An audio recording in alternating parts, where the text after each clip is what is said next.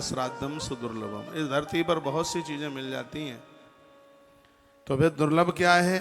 3 लोक 14 भुवन में यदि कुछ दुर्लभ है तो गया श्राद्धम सुदुर्लभम। गया जी में पूर्वजों के लिए श्राद्ध हो जाए, तर्पण हो जाए, यह अति दुर्लभ है। और जिनको श्री गया जी में अपने पुरखों के लिए श्राद्ध करने का सौभाग्य, तर्पण करने का सौभाग्य प्राप्त हो रहा है,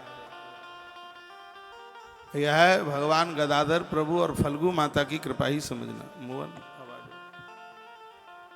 खींच रहा। तो दुर्लभम त्रसलोकेषु गया श्राद्धम सुदुर्लभम।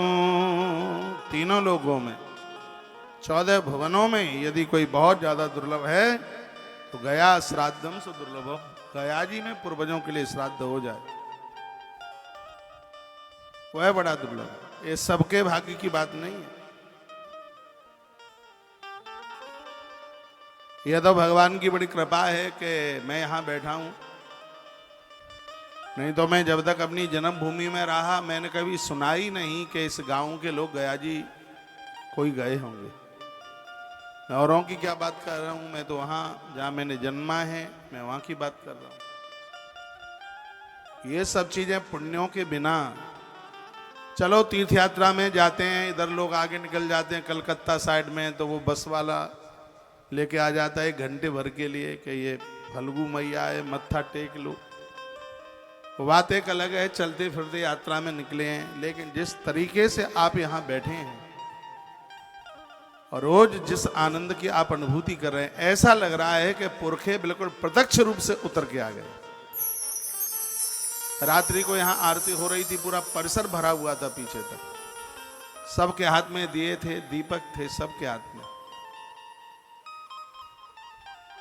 क्या कहेंगे उसको, इससे ज्यादा और आनंद क्या होगा पूर्वजों के लिए। यहाँ पर जो आरती, श्राद्ध, तर्पण, भागवत जी का मूल पाठ, श्रीमद् भगवत गीता, 5:30 बजे से फिर यज्ञ, कितने कार्यक्रम चल रहे हैं। क्या ये भगवान की कृपा के बिना मिल जाएगा? धनवान तो बहुत हैं धरती पर, बेश ज्यादा है। वॉल्यूम बढ़ाइए। ईश्वर की कृपा के बिना ये संभव है क्या? मुझे तो लगता नहीं है कि ये सब परमात्मा की कृपा के बिना मिल जाए, संभव नहीं। इसलिए कहा होगा दुर्लभम त्रसलोकेश हो गया श्राद्धम सुदुर्लभम। इस धरती पर गया जी में श्राद्ध हो जाए भैया, बड़ा दुर्लभ है। कोई कह रहे हैं कि आज चतुर्थी है, आज जो भी हो सो हो, लेकिन श्राद्ध की तृतीया आज की ही है, धोखा मत खा जाना। हाँ, तृतीया के जो भी श्राद्ध थे उनके मैंने संकल्प कराए, आज की है तृतीया। और घटा बड़ी नहीं है श्राद्ध में, ये बड़ा शुभ है, बढ़िया है। घटा बड़ी नहीं है, जो जिस तिथि में है वो तिथि उसी तिथि में है।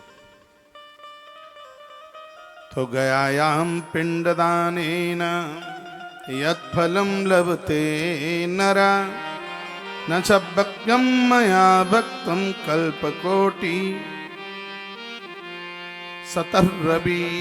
भगवान सूर्य भी इस गया के श्राद्ध की महिमा का वर्णन करें तो वायु पुराण के अध्याय नंबर 43 के श्लोक नंबर 48 और 49 में वर्णन किया, गयायाम पिंडदानेन यत् फलं लभते नरः। गया में जाकर के पिंडदान करने से, तर्पण और श्राद्ध करने से जिस फल को प्राप्त किया जाता है, 100 करोड़ वर्ष तक भगवान सूर्य भी उसका वर्णन नहीं कर सकते। 100 करोड़, 1 करोड़ नहीं, 100 कोटि। वक्तव्यम रवि, भगवान सूर्य भी 100 करोड़ वर्ष तक उसका वर्णन नहीं कर सकते कि उसकी कितनी बड़ी महिमा है अपने आप में। इतनी बड़ी महिमा। आपका ध्यान मेरी तरफ हो थोड़ा सा।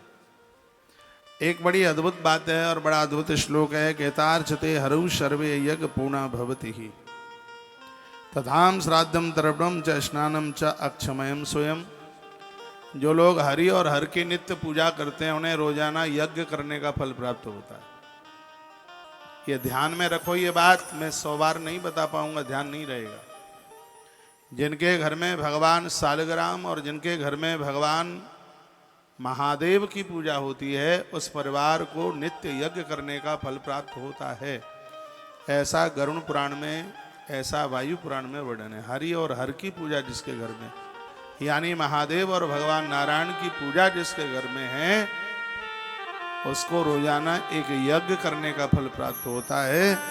तथाम श्राद्धम तर्पणम च, लेकिन जिसने अपने पूर्वजों के लिए श्राद्ध और तर्पण किया है, उनको रोजाना 1000 यज्ञ करने का फल प्राप्त होता है नित्य। भले ही आप वर्ष में 16 दिन आप यह करते हैं, इस बात को बहुत ध्यान से सुन लीजिएगा। 16 दिन में जिसके घर का एक दिन का भी श्राद्ध एब्सेंट नहीं है, और यहाँ आपको यहाँ से जुड़कर ये मौका मिल रहा है। इस ग्रंथ में लिखा है सहस्रम यज्ञम फलम, सहस्र कहते हैं 1000 को, 1000 यज्ञ करने का उन्हें फल प्राप्त होता है। श्राद्धम तर्पणम च स्नानम च अक्षय स्वयं, जिन्होंने स्नान करके अपने पुरखों के लिए श्राद्ध तर्पण ये किया है, 1000 यज्ञ करने का फल उन्हें प्राप्त होता है। और मैं तो जो भी बात कह रहा हूँ श्लोक बोलकर उसका व्याख्यान कर रहा हूँ, इसलिए मेरी बात में कोई संशय करने की तो गुंजाइश होती ही नहीं है। यथार्चिते हरि हरौ सर्वे है। हरि और हर, हरि माने नारायण, हर माने महादेव। जो महादेव और नारायण की नित्य पूजा करते हैं, यज्ञ पूर्णा भवन्ति ही, उनको संपूर्ण यज्ञ करने के फल प्राप्त होते हैं। एक यज्ञ करने का उन्हें रोज फल प्राप्त होता है। लेकिन जो लोग श्राद्ध करते हैं पुरखों के लिए, उनको 1000 यज्ञ पर डे करने का फल प्राप्त होता है। हर दिन 1000 यज्ञ करने का फल प्राप्त होता है। भैया कितनी बड़ी महिमा इस पितर पक्ष की है, इस श्राद्ध की है। मैं हाथ जोड़कर आप सभी को विनम्र भाव से निवेदन करूंगा, इस सौभाग्य से, इस मौके से कभी भी मत चूकना। हर वर्ष यह होते रहा। ये देखिए परिवार का कितना उत्थान, कितनी तरक्की, कितनी ग्रोथ होती है। इस संसार में बड़ा मुश्किल है। क्या मुश्किल है? इस संसार में मुश्किल है। क्या मुश्किल है? इसमें पूर्वजों के लिए कुछ कर दिया जाए। पितर पक्ष चल रहा है, कुछ विशेष श्लोक आपके बीच में रख दूं। जो पितरों के लिए दीपदान करते हैं, दिए जलाते हैं, सुबह शाम जलाते हैं दिए, उसकी महिमा, दिए निकलेंगे तुम्हारे। जो पितरों के लिए, पुरखों के लिए दीपदान करते हैं, दिए जलाते हैं, लिखा है कि दीपम पितृभ्य प्रियता सदा वस्तु प्रियक्षति सलोके पृथ्वमं चक्षु सदा चालवते शुभम। जिनके घर में पूर्वजों के लिए, पितरों के लिए, मैंने कितनी बार बताया, जहां पानी भरा जाता है हर अमावस्या को, वहां दिया जला के रखो। अपने प्रवेश करने वाले दरवाजे के दाहिनी तरफ दिया जलाओ। बुझ जाए तो फिर उसको अलग रख लें, अंदर रख लें, उसको कुत्ते बिल्ली न चाटें। माइक खोलिए। पूर्वजों के निमित्त दिया जलाइए। जहां जल भरते हैं वहां दिया जलाइए। कहीं आपने पूर्वजों को तस्वीर, पूर्वजों की जो तस्वीर है मंदिर की बजाय उसको दीवार पर लगाएं तो ज्यादा बढ़िया। बहुत लोग उसको अपने मंदिर में रख लेते हैं।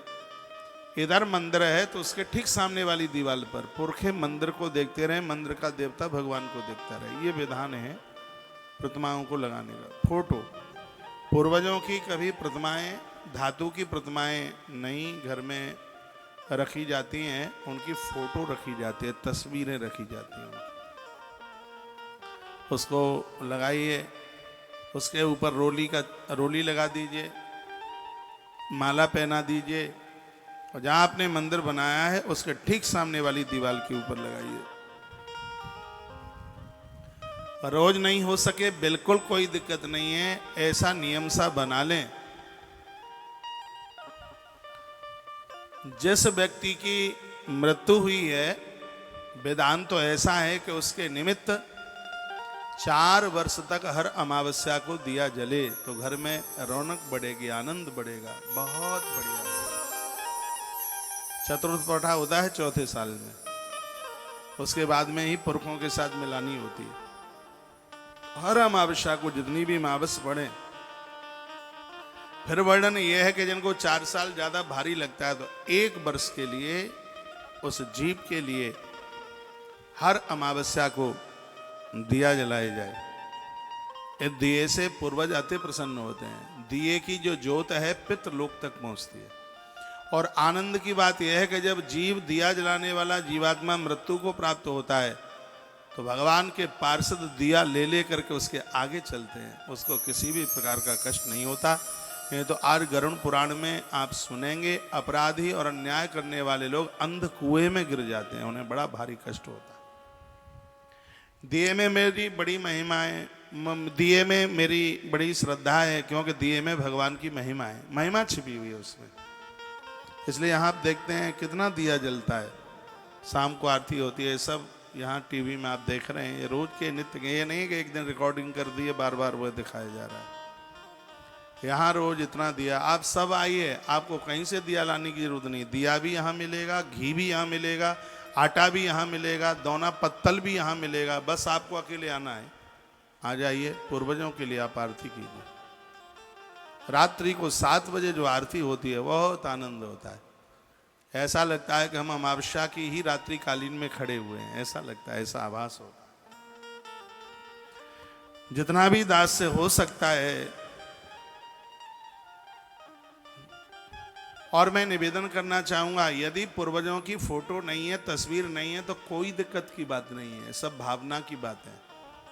या परेशान हो, चिंतित हो, फोटो है ही नहीं, तस्वीर है ही नहीं,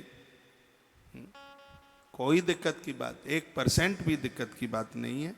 नहीं है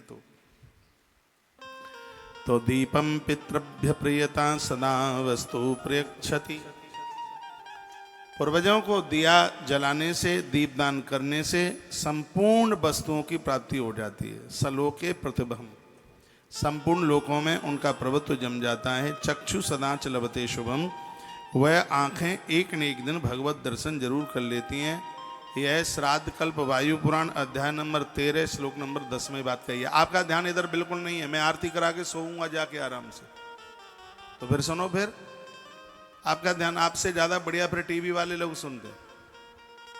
आप कभी सहेली को देखते हैं, कौन आया है, कौन जा रहा है, आप ध्यान लगा करके सुने। ये बातें आपको कोई नहीं बताएगा, पक्की बात है।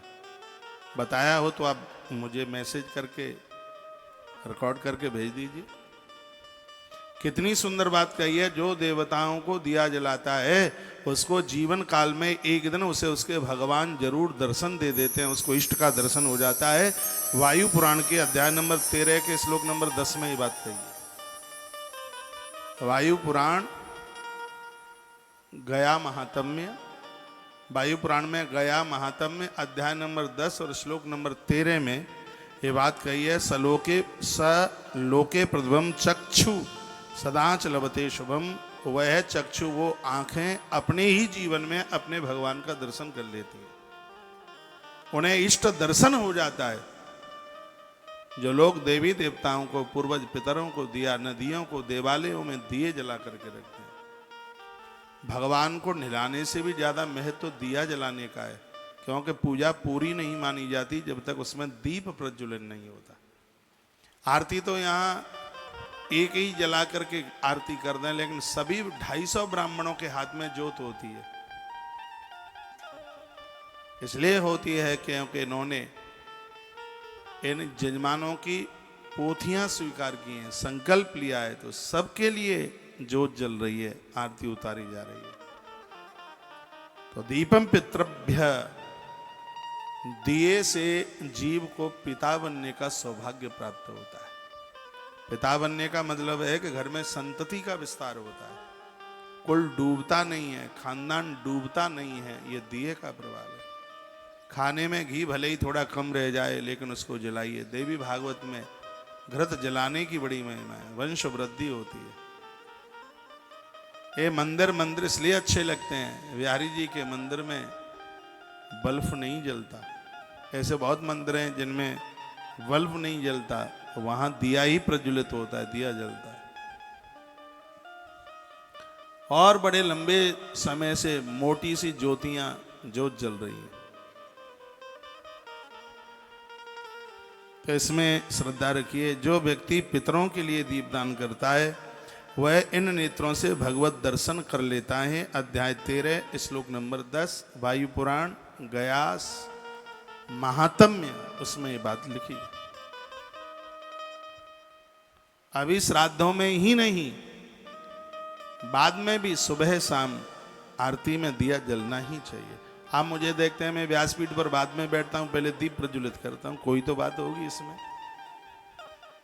कोई विशेष कार्य होता है, बड़े बड़े लोग आते हैं, उनके हाथ से कहते हैं, उनके हाथ से दीप प्रज्वलन, दीप जलाते ही उस जगह की जितनी भी दोषता है धरती में वो सब किनारा कर जाती है। भूत प्रेत अलाय वलाय सब किनारा कर जाते हैं, वहां कुछ अशुभ रहता ही नहीं। ये दीप की महिमा है, दीप प्रज्वल का ये महात्म्य है। जितने भी भक्तजन आप यहाँ अभी इस समय यहाँ पहुंचे हैं, दोपहर का समय, भोजन का समय, रसोई चल रही है। भले ही आप किसी के भी प्रोग्राम में आए हैं, कहीं भी आप आए हैं, कोई रोक टोक नहीं है, आराम से चकाचक भोजन लीजिए, प्रसाद चल रहा है। मैं कथा की तरफ बढ़ रहा हूं। कभी कभी थोड़ा अंदर से मन गवाही देता है कि हम दूसरी जगह आए हैं। आप दूसरी जगह, पराई जगह आए ही कहाँ हैं? आप तो हमारी जगह आए, आप हमारे हैं तभी तो आप पहुंचे हैं। यहाँ किसी भी प्रकार का ऐसा मन में सोचना मत, बिल्कुल भी। यहाँ आपको कोई ये पूछने वाला नहीं है जी आप कहाँ से आए हैं। आप बड़े अधिकार के साथ प्रसाद लेंगे, भोजन लेंगे, तो आप भोजन जरूर ले लें। बोलो भक्तवत्सल भगवान की जय हो, हनुमान जी महाराज की जय हो। जय जय श्री राधे श्री राधे श्री राधे श्याम। अगली बात मैं आपको कहना चाहूंगा,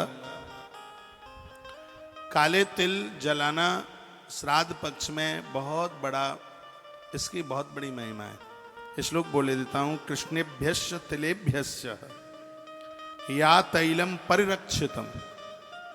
श्राद्ध काल में कृष्णभ्यस्य तिलेभ्यश्च, कृष्ण से यानी काले तिल, चाहे वह तिल हो और चाहे तिल का तेल हो, दोनों की अपने आप में बड़ी महिमा है। इसमें लिखा है पूर्वजों के लिए काले तिल या तेल को उनके कार्य के लिए अतिश्रेष्ठ माना गया है। चाहे इसकी जोत जलाएं, चाहे इसको हवन में इसकी आहुति डालें, इसके दान की बहुत बड़ी महिमा है।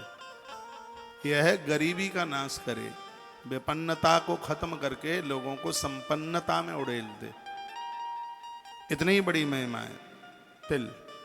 कृष्णभ्यश्च तिलेभ्यश्च, काले तिल, यह तैलम परिरक्षितम, या तिल का तेल हो। यह वायु पुराण गया महात्म्य अध्याय नंबर 13 और श्लोक नंबर 31। गया महात्म्य वायु पुराण अध्याय नंबर 13 और श्लोक नंबर 31, जिसमें तेल और तिल की दोनों की महिमा का वर्णन किया है। काला तिल पूजा में बहुत श्रेष्ठ है, हवन में बहुत ज्यादा श्रेष्ठ है। काले तिल का निकाला गया तेल, उसकी जलाई गई जोत बहुत ज्यादा अति शुभ है। ऐसे पूर्वज अति प्रसन्न होते हैं। इसके दान की भी बहुत बड़ी महिमा है। बातें समझ में आ रही हैं? जो द्वादश दानों की बात कही, द्वादश दान क्या क्या है? द्वादश दान में सबसे पहले नंबर पर है, सबसे ऊपर गौदान, गैया का दान, फिर है धरती का दान, अन्न का दान, घी का दान, नमक का दान, सोने का दान, चांदी का दान, वस्त्र का दान, ये 12 अतिदानों में। चीनी का दान, गुड़ का दान, कद्दू जिसको क्या कहेंगे पेठा, पेठे का दान, और कन्यादान, इनको अतिदानों में लिया गया है, इनको महादानों में लिया गया है। मैं कहूंगा ये तो हर साल कर लिया करें। बड़ी महिमा है इसकी। तिल की बहुत बड़ी महिमा है उसमें।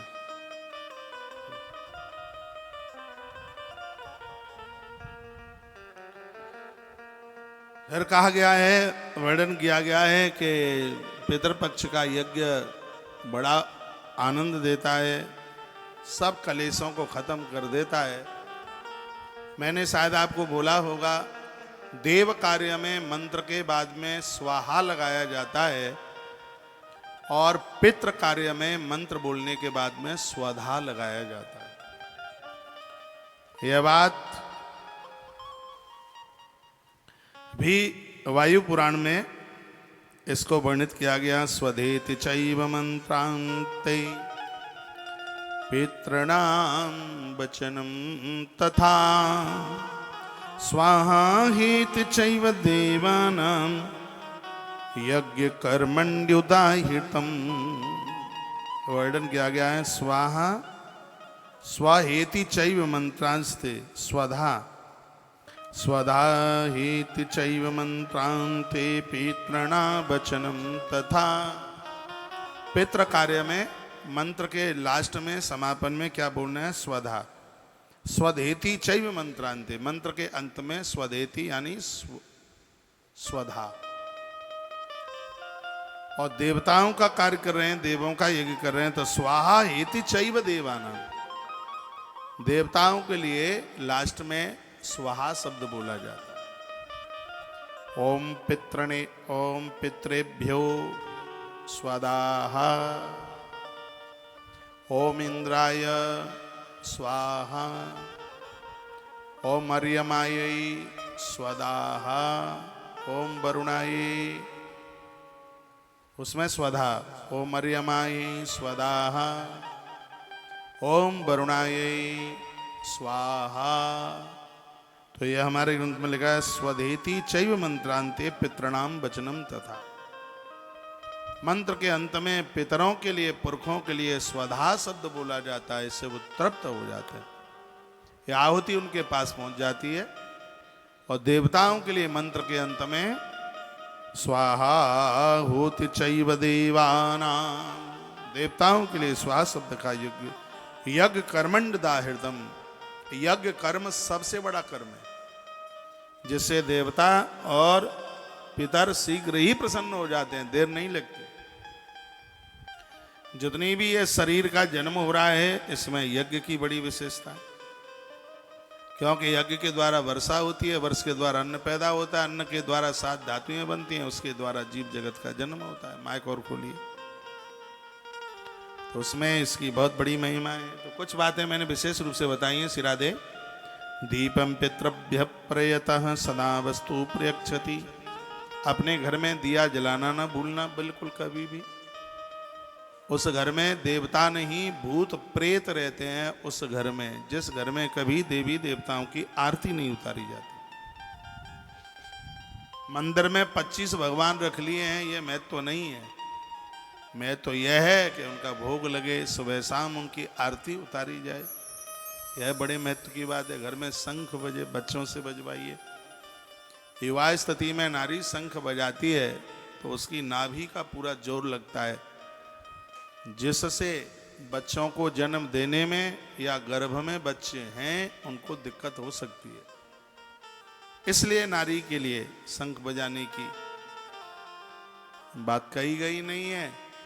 जो माताएं अपने घर गृहस्थी से बिल्कुल फ्री निवृत्त हो चुकी हैं, ऐसी देवियां जिनको ऋतुकाल धर्म भी पूरा हो चुका है, ऐसी नारी भगवान के देवालय में, मंदिर में भगवान को शंख ध्वनि करती। कुछ बातें हैं बड़ी अद्भुत हैं जो हमें आनंद देती हैं। भैया इधर पूरा ध्यान दो, आपको ही बोलो। तो दीपम पितृभ्य प्रेता सदा वस्तु प्रेक्षति, आप जो चाहोगे सो मिल जाएगा। ये दिए का प्रभाव है। यज्ञ में तिल जलाने से जो चाहोगे वो मिल जाएगा। ये तिल का प्रभाव है। आप कितना भी बड़ा यज्ञ करें, तिल के बिना कोई भी यज्ञ पूरा नहीं होता। आप किसी भी देवता की पूजा करें, जल के बिना कोई भी पूजा पूरी नहीं होती। पूजा में 3 चीजों का होना बहुत ज्यादा जरूरी है, जल, फूल और चावल। दिया तो है ही, कभी दिए का भाव होता है तो उसमें चावल और पानी उसमें काम करता है, नहीं तो यह होना चाहिए। और यज्ञ कार्य में देवताओं के लिए स्वाहा और पितरों के लिए स्वधा शब्द की बात कही गई।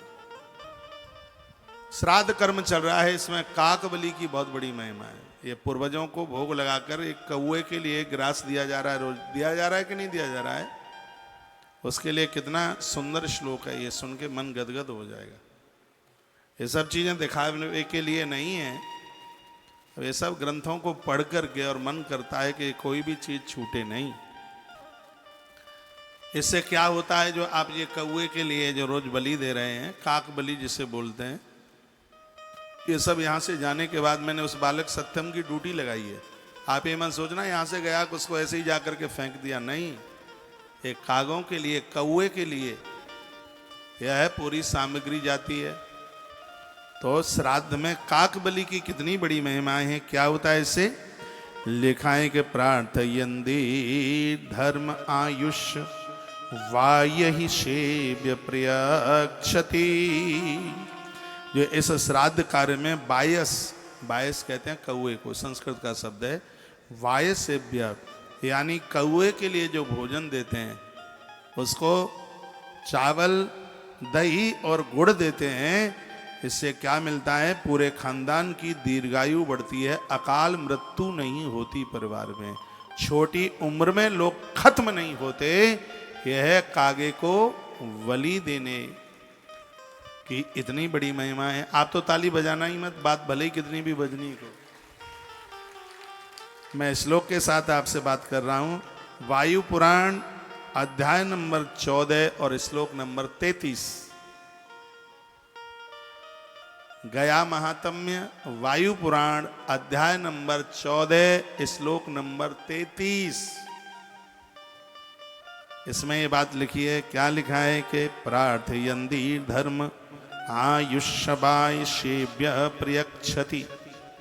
जो लोग अपने खानदान परिवार की दीर्घायु चाहते हैं तो श्राद्ध पक्ष में कागे के लिए, बायस कौए के लिए वो काग बलि जरूर, काक बलि समर्पित करें। और ये सब आप जजमानों से कराया जा रहा है, जो नहीं पहुंचे हैं उनके लिए हमारे देवता कर रहे हैं और बड़े आनंद के साथ हो रहा है। ये सब चीजें आपको तो नहीं पता है, मुझे पता है, तो मुझे कराना चाहिए। हम नहीं कराएंगे दक्षिणा तो आप फिर भी उतनी ही देंगे, लेकिन जो हमें जानकारी है वह जानकारी सामने आनी चाहिए समाज में। इस समय मुझे लाखों लोग सुन पा रहे हैं और मुझे विश्वास है कि मेरी इस बात को सुनकर वो कौए के लिए निकालना नहीं भूलेंगे। और उसमें कितना क्या उसमें ऐसा लगेगा, कोई लाखों की संपदा नहीं लग रही है उसमें, बस करना है। लेकिन 100 आलसी मरते हैं तब एक जन्मता है, वो तो कुछ करता ही नहीं है। क्या लगेगा इसमें, भात लगेगा, दही लगेगा, थोड़ा गुड़ लगेगा, और क्या लग रहा है उसमें, है हाल ही हो सकता है। इससे पुरखे तो संतुष्ट होते ही हैं, लेकिन सबसे बड़े आनंद की बात यह है, आयुष्यवाय से विप्रक्षति, कौए को देने से आयु बढ़ती है, उम्र बढ़ती है।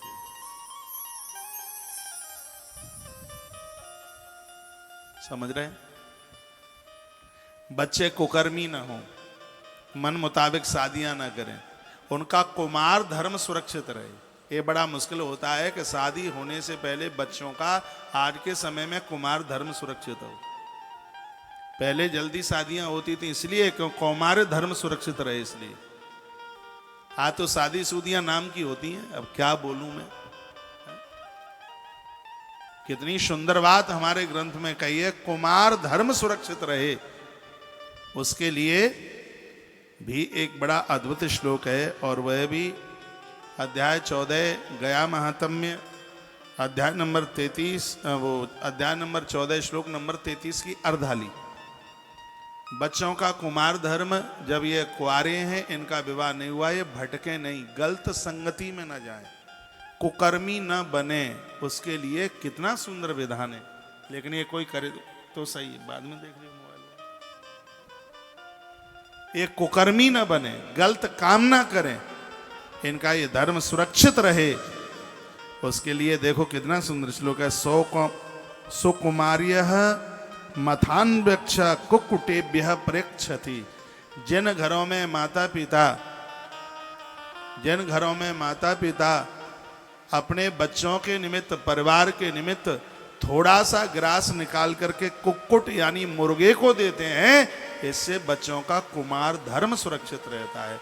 लेकिन लोग तो मुर्गों को काटने में लगे हैं, उनको मारने में लगे हैं, उनकी हत्या करने में लगे हैं। ये मुर्गा कितने काम का है। आपके घर से जो भी कुछ मुर्गे को दे दिया जाए खाने के लिए, इसको गेहूं के दाने में, उसको सुनो, ऐसे ठोक करके गेहूं का दाना बिल्कुल थोड़ा इसको भिंगाया जाता है जैसा कि इसमें लिखा है, फिर उसको कूटा जाता है, उसमें गुड़ मिलाया जाता है, फिर वो मुर्गों के लिए इसलिए डाला जाता है। इससे बच्चों का ब्रह्मचर्य धर्म सुरक्षित रहता है, इससे उनका कुमार धर्म सुरक्षित रहता है। ये पितरों की कृपा से ये भी एक बहुत बड़ी बात हो जाती है। नहीं तो आज बड़ा मुश्किल होता है, सब लोग हारे हैं बच्चों के सामने, मन मुताबिक विवाह, जो हम करेंगे वही सही है, तुम कौन होते हो हमें रोकने वाले। आज माँ बाबू जी को ऐसा बोल दिया जाता है। मैं तो श्लोक बोल रहा हूँ। सौ कुमार मथन वृक्षा कुक्कुटेभ्य प्रक्षति। कुक्कुट कहते हैं मुर्गे को। और इन दिनों में जिनके घर से मुर्गे के लिए आहार निकलता है, उसमें गेहूं एक दिन पहले भिंगा दो, उसको कूटो, उसमें थोड़ा गुड़ मिला दो, तो फिर उसको कुक्कट मुर्गे के सामने डाल दो। इससे बच्चे अपने रास्ते से नहीं भटकेंगे। और ये मैं जो सूत्र दे रहा हूँ ये लिखने के लायक है, लेकिन आप इतने होशियार हो गए हैं कि आपको लिखने की जरूरत ही नहीं है। फिर पूछते रहेंगे बाद में, ऐसा है वैसा है, मानते नहीं है। बेटी मन मुताबिक विवाह करने को चल पड़ी है, बच्चा मानता नहीं है। जीव हत्या मत कीजिए। ये देश में मुर्गे कटेंगे तो फिर यही तो होनियां होंगी, और क्या होगा। तो फिर मुर्गा काटने के लिए नहीं है, उसको कुछ डालिए खाने के लिए, लेकिन लोग हत्या कर रहे हैं, जीव हत्या हो रही है। इसलिए तो घरों में इतनी दिक्कत हो रही है, इतनी परेशानी हो रही है। मेरी बातों से आप बोर तो नहीं हो रहे हैं, तो मैं चैप्टर बदले देता हूँ। अभी पहुँचता हूँ बैतरणी हाल ही, फिर मैं सोच रहा हूँ कि बैतरणी तक पहुँचूँ कुछ सुनाने के लिए, उससे पहले कुछ बातें आपके बीच में रख दूँ। और ये सगरी बातें नहीं है, मैं 11वीं बार आया हूँ गया जी में, और हर साल नया सुनाया। ऐसा नहीं है, वायु पुराण तो मैंने पिछली साल भी आपको सुनाया ही है यहाँ से, लेकिन इसमें ज्यादा तरह से बातें हुए हैं जो मैं आपके बीच में पहली बार रख रहा हूँ। तो सुनने के लायक बातें। यहाँ पानी गिरना शुरू हो गया है, थोड़ा कैमरे में दिखाओ पानी की बूंदें, क्योंकि पितर पक्ष में पानी बहुत ज्यादा शुभ होता है, बहुत ही ज्यादा शुभ होता है। और ये गया जी का ये इतिहास रहा है, जब जब पितरपक्ष हुआ है तब यहाँ पानी रोज गिरा है, जरूर गिरा है। ये 11 बार तो हमने देख लिया यार। पानी ना गिरे श्राद्धों में तो फिर पितरपक्ष ही, तो फिर पुरखे ही संतुष्ट कैसे होंगे।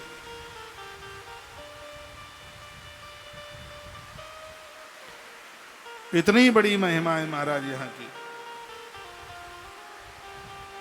बोलो भक्त वत्सल भगवान की जय हो। हनुमान जी महाराज की जय हो। आज के आनंद की जय हो। जय जय। श्री राधे। जिनके बच्चे गलत सोबत में फंस गए हैं, चाहे वो बेटा हो और चाहे वो बेटी हो, और उस गलत रास्ते से मुक्त नहीं हो पा रहे हैं, अपने घर में से आप हर पंचमी के दिन, परसों पंचमी आ रही है, रोज नहीं कर पा रहे हैं, पंचमी को करना। श्राद्ध भी निकल जाए तो हर पंचमी के दिन उन बच्चों के लिए मुर्गे को गेहूं और गुड़ मिलाकर के उसको कूट करके यदि मुर्गे को डाल दिया जावे तो बच्चे इस गलत रास्ते से बच जाएंगे। ऐसा वायु पुराणांतर्गत लिखा है। उनका कुमार धर्म बच जाएगा, तो इस अपराध से बच जाएंगे। ये बहुत बड़ी महिमा है। वही तो सबके ही लिए जरूरी है। बिगड़ना कौन चाहता है, सब बनना ही चाहते हैं।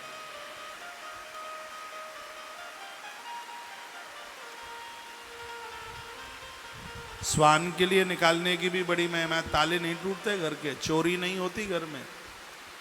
पुतरे के लिए, स्वान के लिए जब निकाला जाता है। समझ में नहीं आ रहा होगा, पानी की आवाज आ रही है? आ रही है आवाज? आ रही है, आ रही है। थोड़ी आवाज मेरी बढ़ा दो। बोलो भक्त वत्सल भगवान की जय हो। जय जय। श्री राधे। सब लोग बता रहे हैं कि हमारी मुंबई में भी बारिश हो रही है, बुलंदशहर में भी हो रही है। चलो बढ़िया है, पानी गिर रहा है। कथा सुनिए। अभी थोड़ी देर बाद पितरों का एक बड़ा जबरदस्त एक गीत भी आपको सुनाएंगे, जो मैंने बनाया है खुद, 2-3 पंक्तियां। तो वो आपको सुनने में बड़ा अच्छा लगेगा। बहुत आनंद के साथ बैठिएगा। कल या परसों मैंने एक बात कही थी कि श्राद्ध पक्ष में कढ़ाई के सामने या जीवने वाले ब्राह्मण के सामने यदि ऋतुकाल धर्म वाली स्त्री सामने चल करके आ जावे तो पूर्वज पितर उसी समय वापस चले जाते। वह उस घर का अन्न ग्रहण नहीं करते। किसी बहन का मैसेज था, क्या ये बात सही है? मैं बिना प्रमाण के तो कोई बात ही नहीं करता। यह भी वायु पुराण में वर्णन किया गया है। वायु पुराण गया महात्म्य अध्याय नंबर 16 और श्लोक नंबर 15। वायु पुराण गया महात्म्य अध्याय नंबर 16 और श्लोक नंबर 15। क्या लिखा है कि श्राद्ध कर्मणि वर्जयामि याश नारी रजस्वला। स्पष्ट लिखा है, श्राद्ध कर्मण वर्जयामि याश नारियो रजस्वला। श्राद्ध कर्म में ऋतुकाल में रहने वाली नारी को बिल्कुल छिपकर अकेले में रहना चाहिए, बाहर निकल करके ना आवे। नहीं तो जीमते हुए ब्राह्मण के सामने या बनती हुई कढ़ाई के सामने ऋतुकाल में यदि नारी सन्मुख चल करके आती है तो वहां से पितर लोग वापस चले जाते हैं। वो वहां का कुछ ग्रहण करते ही नहीं। मैं तो यह कहना चाहूँगा, घर में साधु संत महापुरुष गुरु लोग ब्राह्मण लोग आए हैं, पूज्य लोग आए हैं, उस समय नारी को एकांत में अकेले में ही रहना चाहिए। उसको सामने आना ही नहीं चाहिए। आप कथा सुन सकते हैं, घर में आप बैठे हैं, पूजा का आसन छोड़ करके आप कथा सुनिए, नीचे बैठ करके आप कथा सुनिए। इसमें तो नारी एक वस्त्र में लिपट करके रहती है। इन सब मान मर्यादाओं को मानने की जरूरत होती है। श्राद्ध कर्मण वर्जयामि याश नारियो रजस्वलाहा। यदि नारी ऋतुकाल धर्म में है तो उसको श्राद्ध कर्म से दूर रहना चाहिए। श्राद्ध कार्य में उसको बिल्कुल प्रवेश वर्जित है। वो श्राद्ध काल में वो प्रवेश ना करे।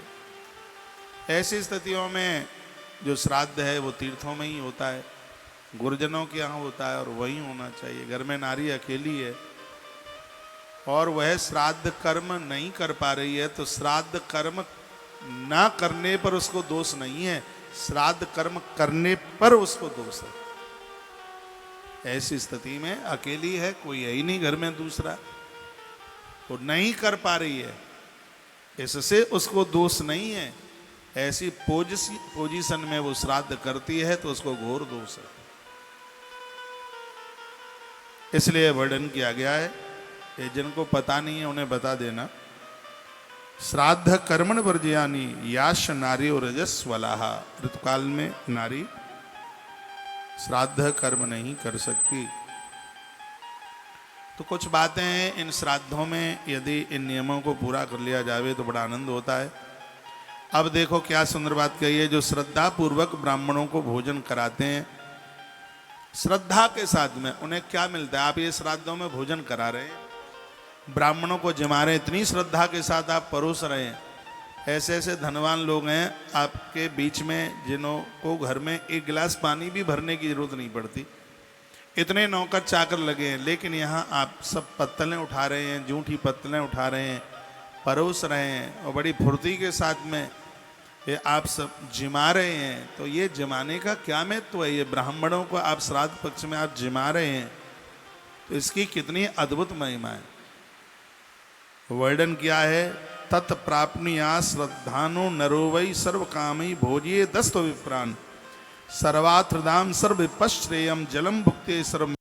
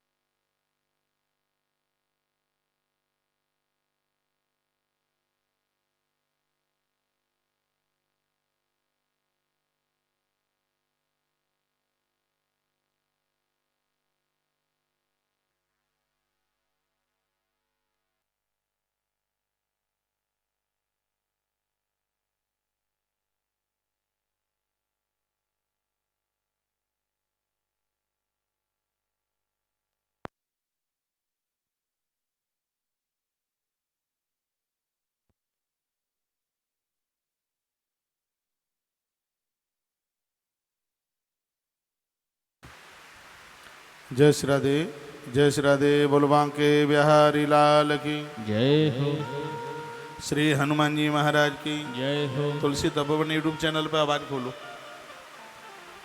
जय जय श्री राधे, जय जय श्री राधे, जय श्री जय। राधेश। चालू है भैया, चालू है, कुछ और आ रहा है, फोन करना पड़ेगा।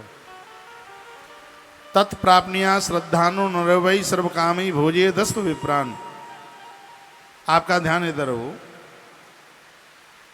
इस श्लोक में लिखा है कि जो श्रद्धावान व्यक्ति, जिसके हृदय में श्रद्धा है, श्रद्धावान व्यक्ति भक्ति सहित अपने सामर्थ्य के अनुसार इस पितर पक्ष में, श्राद्ध पक्ष में ब्राह्मणों को भोजन कराता है, उसे संपूर्ण यज्ञों का फल तत्काल प्राप्त हो जाता है। जितने भी धरती पर यज्ञ बनाए हैं, संपूर्ण यज्ञों का फल उसे तत्काल प्राप्त होता है, जो श्राद्ध पक्ष में ब्राह्मण भोजन कराता है। विप्र अतिथि का सत्कार सभी मनोरथों को प्रदानित कर देता है। यह वायु पुराण के गया महात्म्य के अध्याय नंबर 17 के श्लोक नंबर 12 में ये बात कही गई। कुछ ये श्लोकों की संख्या लिख लिया करें, कहीं आपको मिल जाए वायु पुराण तो टिक मार का लगा लो और उसमें ठीक से विस्तार पूर्वक पढ़ लो। मैं तो एक एक श्लोक की व्याख्या कर रहा हूं, वहां लग के 10 श्लोक हैं इन सब की व्याख्या में। तो जो श्राद्धों में कोई नास्तिक लोग पूछ भी तो सकते हैं कि ये क्यों जमाया जा रहा है ब्राह्मणों को। पूरे जीवन काल में व्यक्ति संपूर्ण यज्ञ पूरे नहीं कर सकता, लेकिन जो पितर पक्ष में ब्राह्मणों को भोजन कराता है, वर्णन है, वह व्यक्ति संपूर्ण यज्ञों का फल प्राप्त कर लेता है। वायु पुराण अध्याय नंबर 17 श्लोक नंबर 12 गया महात्म्य में इस बात का वर्णन किया। तो आशा खड़े आपने पूछा है कि पंचमी का श्राद्ध कब करें। परसों करें, 15 तारीख को। 15 तारीख को परसों, भले ही घर में श्राद्ध नहीं पड़ रहा है पंचमी का, तो भी करें, क्योंकि पंचमी के श्राद्ध की क्या महिमा है। पंचम्यां वै प्रकुर्वाण प्राप्नोति महतिम श्रियम। जिनके घर में पंचमी का श्राद्ध होता है, उनके बच्चे बेरोजगार नहीं घूमते, उस घर में धन की आवक नहीं रुकती, उस घर में गरीबी नहीं रहती। महात्माओं से जुड़ना धरती की सबसे बड़ी अमीरी है। गरीबी झेलना ये धरती का सबसे बड़ा दुख है। जीवन का सबसे बड़ा सुख है गुरुजनों के साथ में बन रही हो, उनके साथ जुड़े हो, ये सुख है। जीवन का सबसे बड़ा दुख है कि लोग गरीबी झेल रहे हो। तो जो पंचमी का जो श्राद्ध है, 21 पीढ़ी में जरूर कोई न कोई पंचमी को जरूर गया हो। आपके ध्यान में पंचमी को श्राद्ध न पड़े तो भी पंचमी को श्राद्ध कीजिए। पंचम्याम वही प्रकुर्बाणा प्राप्नोति महतीम श्रियाम। इसमें तो लिखा है कि संपूर्ण धरती की श्री यानी वैभव उस घर में उतर के आ जाता है, वैभव जिनके यहां से पंचमी का श्राद्ध होता है। परसों पंचमी के दिन हम यहाँ ऋषियों की कथा सुना करके एक विशेष रूप से पंचमी का श्राद्ध कराने के लिए जा रहे हैं। जितने भी बार से हमें आप भगत लोग सुनवा रहे हैं, आप अपना नाम और गोत्र हमारे यहाँ भेज दीजिए। खाली श्राद्ध का 1100 रुपया मई दक्षिणा के सहित है और उसमें लगभग 5 ब्राह्मण भोजन कर लेंगे। देखो इस ग्रंथ में लिखा है कि ब्राह्मणों की संख्या 3, 5, 11, 21, 16 और 150। श्राद्ध पक्ष में 150 तक ब्राह्मणों की संख्या, उसकी तो बहुत बड़ी बात है। जो 150 ब्राह्मणों को श्राद्धों में जिमा दे। आप कहोगे 150 का क्या महत्व है? ये महत्व है कि पड़वा का एक ब्राह्मण, आप जोड़िए थोड़ा, क्या ये 150 होते हैं? पड़वा का एक ब्राह्मण, द्वितीया का 2, तृतीया का 3, चतुर्थी के 4, पंचमी के 5, छठवीं के 6, सप्तमी के 7, अष्टमी के 8, नौवीं के 9, दसवीं के 10, 11, एकादशी के 11, द्वादशी के 12, त्रयोदशी के 13 और चतुर्दशी के 14, पूर्णमासी और अमावस्या के 30 और 15। हाँ, पूर्णमासी के और अमावस्या के 30 और 15 सबको मिलाकर के देख लीजिए 150 होंगे। श्राद्ध में यदि किसी ने 150 ब्राह्मण को जिमा दिया, 33 करोड़ देवता, संपूर्ण पुरखों को, संपूर्ण धरती को उसने तृप्त कर दिया। ये बात है, कौन बताएगा बात? 3, 5, 9, 16, 150 और फिर जितना बन जाए उतना। हाँ, तो बहुत बड़ी बात हो जाएगी यदि ऐसे कुछ हो जाता है। तो उस दिन पंचमी है, इसलिए पंचमी के 5 होते हैं, इसलिए हम 5 रख लिए। ठीक है, कोई बात तो नहीं है। पंचमी के 5 तो मैं कहूँगा पंचमी के 5 और उस दिन का हवन, तर्पण, गीता पाठ, ये सब चीजें मिलाकर यदि आपको लोड नहीं पड़ता है तो मेरी बात पर विश्वास करके नेत्र बंद करके 2100 रुपए की, 2100 रुपए की आहुति डाल देना। पंचमी की बहुत बड़ी लंबी चौड़ी व्यवस्थाएं हो रही हैं, क्योंकि हम चाहते हैं कि इस धरती का कोई भी आपके घर का बच्चा कोई भी बेरोजगार ना हो। ये बच्चे कमाएंगे नहीं तो ये गौशाला कैसे चलेगी? फिर ये बच्चे कमाएंगे नहीं तो कैंसर हॉस्पिटल कैसे बनेगा? फिर इनकी तरक्की नहीं होगी तो सब काम कैसे चलेंगे? इसलिए इसको बड़े विधि विधान पूर्वक इसे किया जा रहा है। और ये श्लोक मन नहीं मान रहा, एक बार फिर बोल दूं। इसमें लिखा है पंचम्यां वै प्रकुर्वाण प्राप्नोति महतीम श्रियम। मई कहते हैं धरती को, श्रियम श्री कहते हैं वैभव। धरती का संपूर्ण वैभव उनके पास होता है जिनके द्वारा पंचमी का श्राद्ध होता है। तो आपने आशा खड़े दीदी आपने पूछा है, बड़ा अच्छे समय पर आपने पूछ लिया। 1 बजे के बाद पूछते तो मुझे ध्यान भी नहीं रहता, तब तक लाइव टेलीकास्ट कट जाता। तो परसों की तैयारी हम और आप करते हैं। परसों का श्राद्ध बड़े अद्भुत रूप से होगा। तो यहाँ आप अपना नाम मैं गोत्र के साथ आप लिखा देना। ससुर साहब का, ससुर जी के पिताजी का नाम लिखा करके उसमें गोत्र लिखा दीजिए, सब उसमें आ जाएंगे। आपकी फ़ोटो मेरे पास में आना शुरू हो गया है और हम उसको प्रेस से निकलवा करके उसकी तैयारी कर रहे हैं। और लास्ट वाले दिन फल्गु माता में उनको विसर्जित करने के तत्पश्चात फिर हम गुवाहाटी के लिए 25 तारीख को यहाँ से निकलेंगे। आप 25 तारीख तक रुकेंगे? हैं? रुकेंगे? कभी एक बार गया जी में आकर के 17 दिन रुक करके जाइए। प्रस्थान 18वें वाला दिन, ये मैंने आज पढ़ा है वायु पुराण में। इसमें 3 पखवाड़े का महात्म्य है बहुत ज्यादा। मुझे तो टाइम नहीं मिलता है, नहीं तो मन तो बहुत है। 3 पक्ष, 3 पक्ष में जो पूर्णमासी से एक दिन पहले कोई आ जाए तो पिछला एक पक्ष पूरा हो जाता है। ये वर्णन है वायु पुराण में, ठीक है। पूर्णमासी से लेकर के अमावस्या तक दूसरा पक्ष पूरा हो जाता है, और अमावस्या के बाद नवरात्रा के पहले दिन प्रस्थान करे तो गया जी में उसके तीनों पक्ष पूरे हो जाते हैं। 3 पाक की बात कही गई है।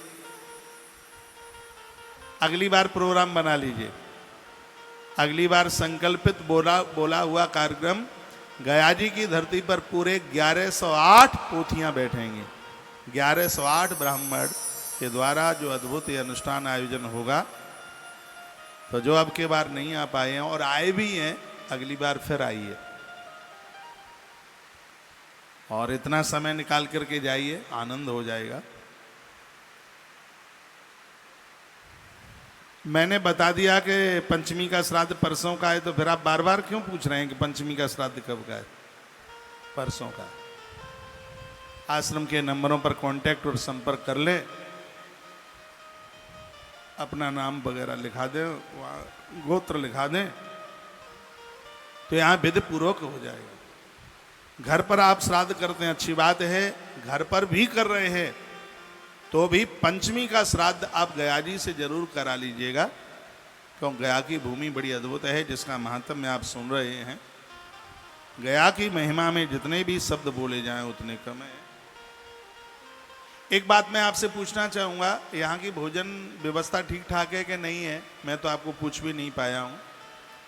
है ठीक है, बढ़िया है।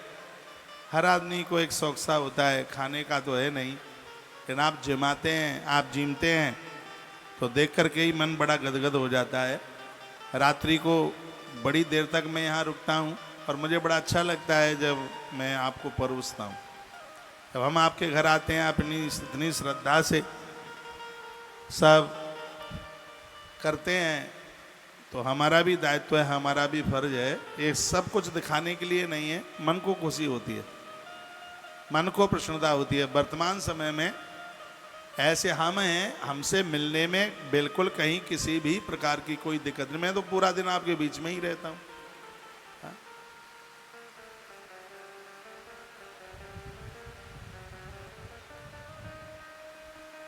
बोलो बांके बिहारी लाल की। ये तस्वीर में आप शाम के भोजन की तस्वीरें आप देख रहे हैं टीवी में। अच्छा लग रहा है, बढ़िया लग रहा है। भक्तों, आप सब लोग खूब सहयोग करना चकाचक। तो बहुत घी खरीद लिया गया है, बहुत कनस्तर आ गए हैं। कल से ब्राह्मणों के भोजन में ऊपर से भी उड़ेल करके घी परोसेंगे।